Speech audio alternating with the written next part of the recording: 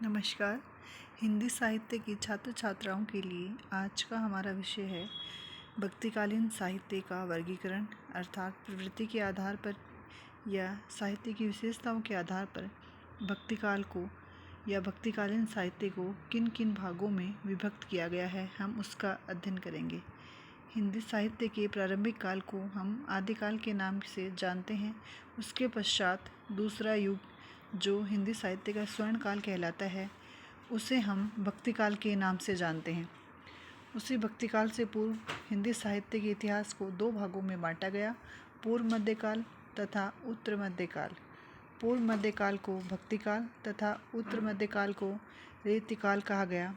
इस प्रकार भक्तिकाल का जो समय है, आचार्य शुक्ल के अनुसार या शुक्ल का विभाजन सर्वाधिक प्रमाणिक माने जाता है। उन्होंने 1050 ईस्वी संवत से 1375 ईस्वी संवत तक का समय भक्तिकाल के नाम से अभिहित किया तथा 1375 ईस्वी संवत से 1700 ईस्वी संवत तक का काल रीतिकाल के नाम से जाना गया या उसे रीतिकाल की संज्ञा दी गई। और उसके पश्चात आधुनिक काल या 1900 के बाद का जो साहित्य है, वह हिंदी साहित्य के इतिहास में आधुनिक काल के नाम से जाना जाता है, या इसी आधार पर हिंदी साहित्य के अंतर्गत हम उनका अध्ययन करते हैं। तो इस आधार पर हम सबसे पहले यह अध्ययन करेंगे कि उस समय की समाजीन की परिस्थितियाँ थी वो किस प्रकार की थी, क्योंकि समाज में जो भी घटनाएं घटित होती हैं वह साहित्यकार को बिना प्रभावित किए नहीं रह सकती। साहित्यकार उससे सीधे या प्रकारांतर रूप से प्रभावित होता है, क्योंकि कालजयी जो रचनाएं होते हैं या बड़े साहित्यकार जो हैं या प्रतिष्ठित साहित्यकार जो हैं, वह अपनी सृजनात्मकता या रचनाधर्मिकता की दृष्टि से समाज को भी पूर्ण रूप से प्रभावित करता है। अतः ये दोनों ही दृष्टियाँ, साहित्यकार या समाज, एक दूसरे को प्रभावित करते हैं। इस कारण साहित्य में जो भी सृजना होती है या साहित्य रचना की जाती है, उसमें परिस्थितियाँ अपना महत्वपूर्ण योगदान रखती हैं। तो उसके लिए परिस्थितियाँ मुख्य रूप से अपनी भूमिका निभाती हैं या जिम्मेदार घटक में मुख्य कारण मानी जाती हैं। चूँकि भक्तिकालिका का वे मध्ययुग का या पूर्व युग का भक्ति आंदोलन के रूप में हमारे सामने उभर कर आता है या उसी रूप में हमें दिखाई देता है, या भगवत धर्म के प्रचार प्रसार का एक अखिल भारतीय स्तर पर व्यापक आंदोलन हमें देखने को मिलता है। उसी का प्रभाव हमें काव्य पर भी दिखाई देता है तथा भक्ति जो कि दक्षिण भारत से प्रारंभ हुई थी, वह संपूर्ण भारत में फैल जाती है तथा एक आंदोलन के रूप में, या उस आंदोलन में बहुत सारे कवियों ने अपना अपना योगदान दिया। हिंदी भाषा इतर जो रचनाएं हैं या अन्य कवि हैं, उन्होंने भी इसमें अपना पूर्ण योगदान दिया और उन्होंने भी इस काव्य के क्षेत्र में या इस आंदोलन के क्षेत्र में काव्य के माध्यम से उन्होंने अपना महत्वपूर्ण योगदान दिया है। इसका प्रतिफलन हमें काव्य के रूप में दिखाई देता है, जिससे भक्तिकालीन साहित्य लोकानुमुख अथवा लोकप्रिय हुआ, क्योंकि यह साहित्य केवल हिंदी भाषा तक सीमित न रहा, यह अन्य भारतीय भाषाओं में भी धीरे धीरे आगे बढ़ता रहा, जिससे पूरे भारत में भक्ति की एक लहर से उत्पन्न हो गई तथा भक्ति की यह भावना केवल वैष्णव धर्म तक सीमित न रह गई थी, अपितु उस वैष्णव धर्म से लेकर किसी भी प्रकार से कोई भी संप्रदाय रहा हो, सभी में वह पूर्ण रूप से, बौद्धों में, जैन संप्रदाय हो या अन्य संप्रदाय के लोग रहे हो, सब में इस भक्ति की साहित्य की या भक्ति साहित्य के सृजन की सशक्त परंपरा हमें दिखाई देती है। अतः इस प्रकार इस पूरे भक्ति आंदोलन ने इस युगीन परिवेश को या युगीन साहित्य को भी प्रभावित किया। इस प्रकार हम देखते हैं कि इन परिस्थितियों को प्रभावित करने में उस युग की जो राजनीतिक अवस्था थी, उसने अपनी महत्वपूर्ण भूमिका अदा की। अतः वे परिस्थितियाँ सभी उस आंदोलन के लिए प्रेरक परिस्थितियों का कार्य कर रही थी।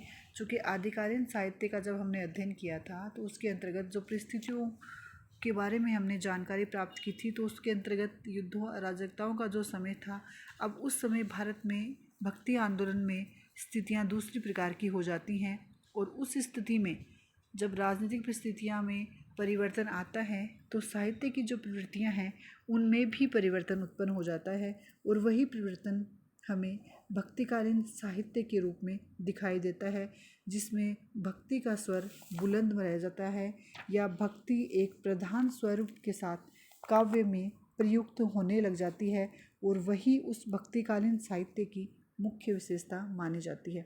अतः भक्तिकालीन साहित्य का वर्गीकरण कई रूपों में किया जाता है। भक्तिकाल में उपलब्ध जो साहित्य हमें दिखाई देता है उसका वर्गीकरण किया जाए तो उपासना पद्धति की दृष्टि से भक्तिकालीन साहित्य को दो प्रमुख धाराओं में विभक्त किया जा सकता है। पहली निर्गुण धारा, जिसके प्रतिनिधि कवि कबीर माने जाते हैं, और दूसरी है सगुण धारा, जो राम भक्ति तथा कृष्ण भक्ति के रूप में उभर कर सामने आती है। प्रथम धारा के अंतर्गत संत काव्य यानी निर्गुण भक्ति धारा को पुनः दो भागों में विभक्त किया गया है, संत काव्य धारा तथा प्रेम काव्य धारा या सूफी काव्य धारा। उसके पश्चात सगुण काव्य धारा भी वही राम तथा कृष्ण भक्ति काव्य धारा के अंतर्गत विभाजित की जा सकती है। उसके पश्चात विषय की दृष्टि से अगर हम इन रचनाओं का वर्गीकरण करें या विषय की दृष्टि से भक्तिकालीन साहित्य का वर्गीकरण करें तो भक्तिकालीन साहित्य भी कई रूपों में विभक्त किया जा सकता है या प्रमुख रूप से चार प्रकार से विभक्त हो सकता है।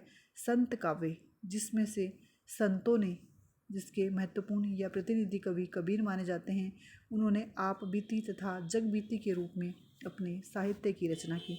उसके पश्चात सूफी काव्य धारा, जिसमें सूफियों ने हिंदू गृहस्थ के लिए रूढ़िगत कथानकों का आश्रय लेकर इस्लामी साधना की सरल व्याख्या की है। उसके पश्चात राम काव्य धारा, जिसमें राम गुण और रामचरित के साथ साथ जातीयता और राष्ट्रीयता का भी संदेश दिया गया है, जो कि भक्तिकालीन साहित्य को हिंदी साहित्य का स्वर्णकाल कहलाने में अपनी महत्वपूर्ण भूमिका अदा करता है। उसके पश्चात कृष्ण काव्य धारा, जिसमें कृष्ण की लीलाओं के साथ साथ आत्मसमर्पण के साथ साथ लोक रंजन के साथ साथ लोक रक्षण का भाव भी हमें दिखाई देता है, वह कृष्ण भक्ति काव्य धारा भी इस भक्तिकालीन काव्य धारा में अपना महत्वपूर्ण योगदान रखती है। उसके पश्चात प्रबंध की दृष्टि से उस साहित्य को कई रूपों में या तीन प्रमुख भागों में विभक्त किया जा सकता है, जैसे कथानकबद्ध साहित्य, जिसके अंतर्गत सूफियों ने प्रेम काव्य तथा राम काव्य में रामचरितमानस जैसी रचनाएं की हैं। उसके पश्चात गेय काव्य, जिसमें संतों ने तथा कृष्ण भक्तों ने अंतर्मुखी स्थितियाँ अपनाकर अपने हृदय वेदना की अवस्था का वर्णन किया है सूक्तियों के माध्यम से, या प्रमुख रूप से संतों ने सांसारिक अनुभव की अभिव्यक्ति की है।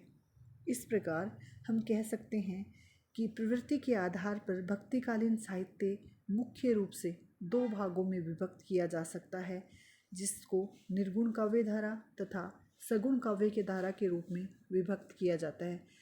इन्हीं भेदों के पुनः उपभेद किए जाते हैं, अर्थात निर्गुण काव्य धारा को पुनः दो भागों में बांटा जाता है, ज्ञानाश्रय शाखा तथा प्रेम मार्गी शाखा या सूफी काव्य धारा। ज्ञानाश्रय शाखा, जिसके प्रतिनिधि कवि कबीर माने जाते हैं, उसको संत काव्य भी कहा जाता है। प्रेमाश्रय शाखा, जिसके प्रतिनिधि कवि मलिक मोहम्मद जायसी माने जाते हैं, जिन्होंने पद्मावत की रचना की है, उसे सूफी काव्य धारा भी कहा जाता है। उसी प्रकार सगुण काव्य धारा को भी दो भागों में बांटा गया है या इसके भी पुनः दो उपभेद किए गए हैं, राम भक्ति शाखा या कृष्ण भक्ति शाखा। राम भक्ति शाखा, जिसके प्रतिनिधि कवि तुलसी माने जाते हैं, जिन्होंने रामचरितमानस जैसे महाकाव्य की रचना की है। कृष्ण भक्ति शाखा, जिसके प्रतिनिधि कवि सूरदास माने जाते हैं, जिन्होंने सूरसागर जैसे ग्रंथ की रचना की है। इस प्रकार भक्तिकालीन समस्त साहित्य में विषय और निरूपण शैली संबंधी विभिन्न विभिन्नताएं होने पर भी जो एक अद्भुत समानता हमें दिखाई देती है, वह है भक्ति भाव। समूचा साहित्य किसी न किसी पद्धति से भक्ति की आंदोलन या भक्ति साहित्य की श्रेणी में ही आता है, सगुण हो या निर्गुण हो, उसमें राम भक्ति हो या कृष्ण भक्ति धारा, तो उसमें सूफी हो या ज्ञान मार्गी शाखा, सभी ने भक्ति की आराधना, आराध्य देव की एकाकार, निराकार या किसी भी रूप में उपासना की है। इस प्रकार इस रचनाओं में या हिंदी साहित्य में जो भी प्रधानता जिस भी धारा की रही हो या जिस प्रकार का भी साहित्य रहा हो, उसमें महत्वपूर्ण जो भाव रहा वह भक्ति का रहा।